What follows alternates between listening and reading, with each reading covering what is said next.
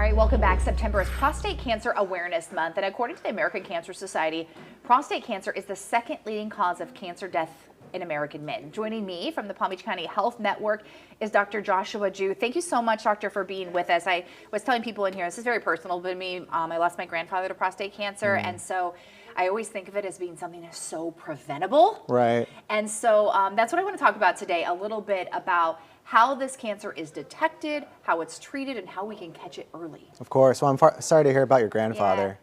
Yeah, it was tough. So like you said, prostate cancer is the second most common cause of cancer death in American men.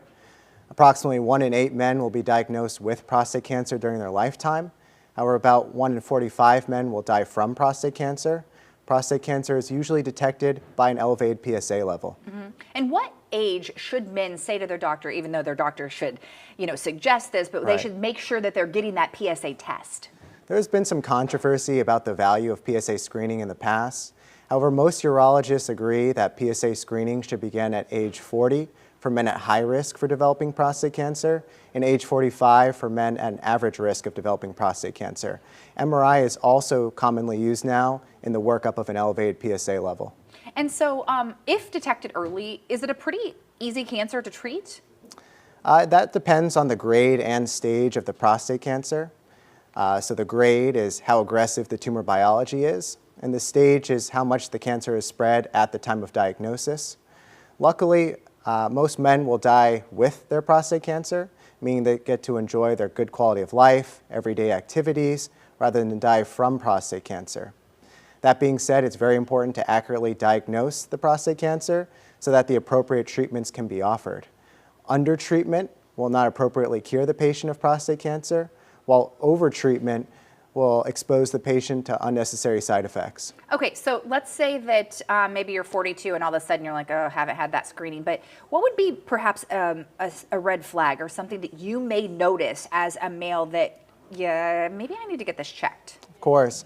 Well, I think that really depends on their risk. So high risk would be considered a very strong family history of prostate cancer or lethal prostate cancer in the family. African Americans also fall into that high risk category, germline mutations. So there are different things that the patients can know about themselves who should be checked. But like I said, those different age groups before, most men should be screened at some age level for. But are there signs and symptoms at home that you might notice before?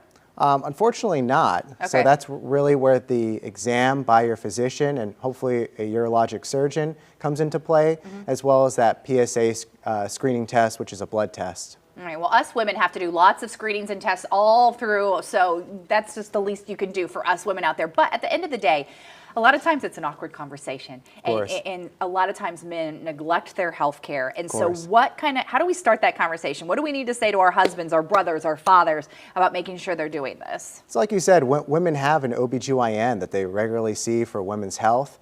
I think men should generally have a urologist that they see for men's health, especially when they're age 40, 45. They can come on in and have their prostate screening, as well as we can discuss urination issues, erectile dysfunction issues, kidney stone prevention. There's a whole host of things that men and women can regularly see a urologist for just general health. All right. Well, good information. Thank you so much.